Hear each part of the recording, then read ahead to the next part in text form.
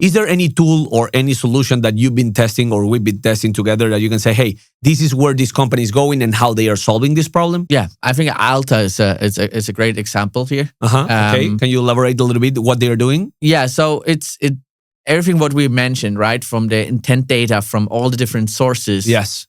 They have it integrated in their own flow. In their own environment, right? Okay. It means if there is a like of a post, if there's job posting, exactly what we mentioned before, they capture all those different intent data, as well the outreach options, events which are happen. Maybe they've met someone at an event. Everything that is happening. Exactly, at a cocktail party they launched with different sales leader. So they know exactly how many touch points they had with an individual, okay, which then they could use, of course, for the outreach strategy. Okay, so they are solving this fragmentation problem, connecting everything that they are doing, basically, that it's inbound, outbound, trigger, social context, everything as one system. Yeah. So how does helps the sellers, the sales ops teams, the rev ops teams? And I think that's a question that I always ask myself and clients when I work with them. They are saying to me, Alan, our sales team is doing ABC tasks, but they are not connecting or not working with the marketing team, and they are not working with the go-to-market team. So how can we integrate this into a flow where every action, every step impacts or drives a new action point, right? Yeah, I think that Alta is doing basically this. Exactly. Imagine they generate like, I think, a 7-figure pipeline using this specific workflow. It's changing the game. It's changing the game. And like I said before, there were no possibilities to be able to track all these data points. But now with AI, it is, because AI understands the different data points and can connect it to one single trigger. And the single trigger is then maybe sales need to reach out, or let's say they give it even certain recommendations, right? Maybe maybe we should put some sponsored some ABM marketing, specifically targeting this company, right? To really leverage the information the company has generated over the last weeks or month to penetrate the company a little bit more, to get them to the point where they do the demo request. Absolutely. Right? Absolutely. Everything is connected at the end of the day. 100%. This is how the wave 2 or the second potential solution of how fragmented chaos will be eliminated from the scene. That it's less tools. This is where the go-to-market evolution or the AI go-to-market scene is going through. It's less tools, more integrated systems, more easy to connect within information and going out, but going in information.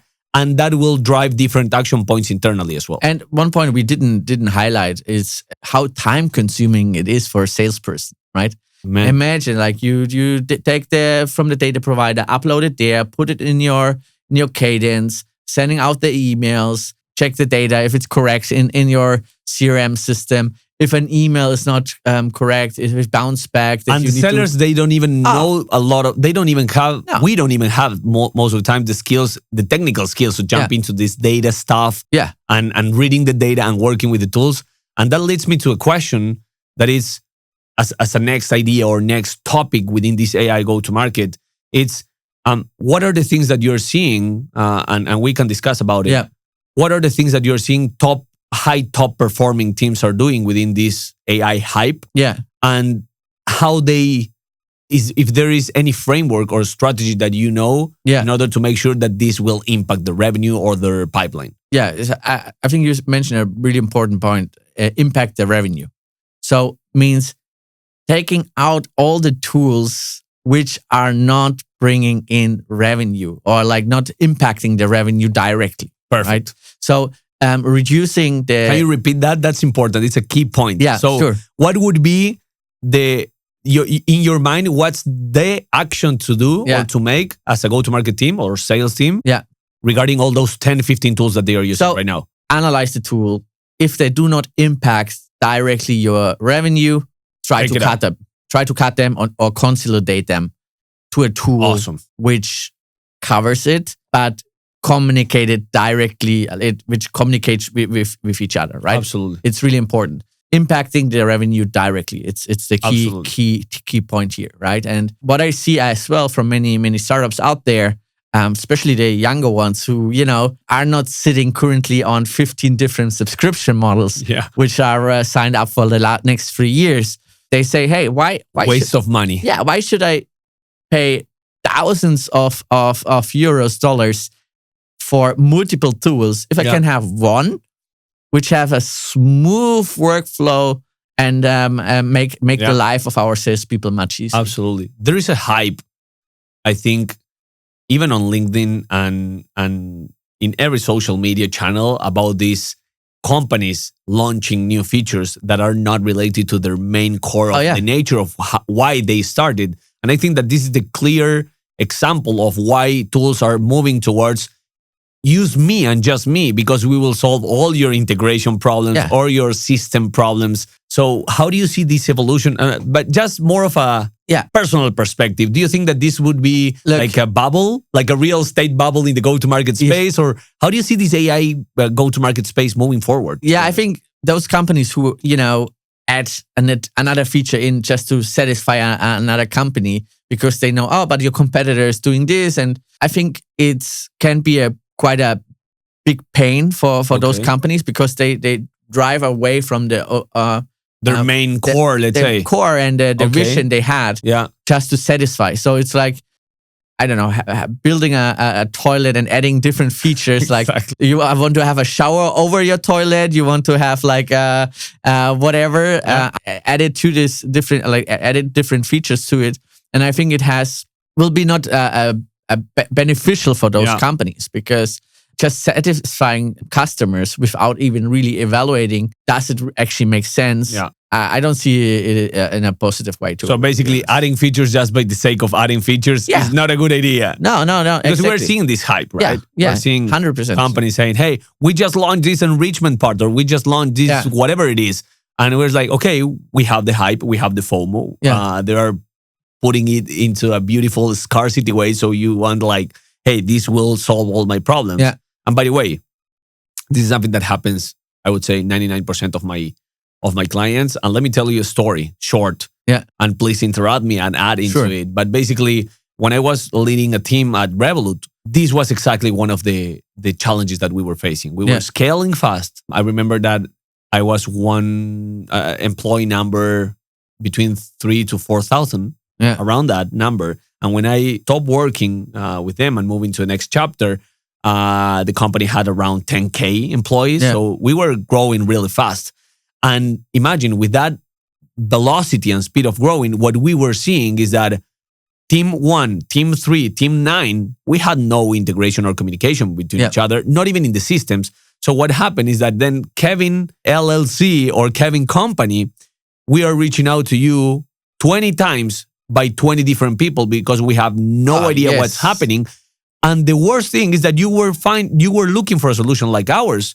But because of how, in that specific case, how disconnected the system were, you felt frustrated.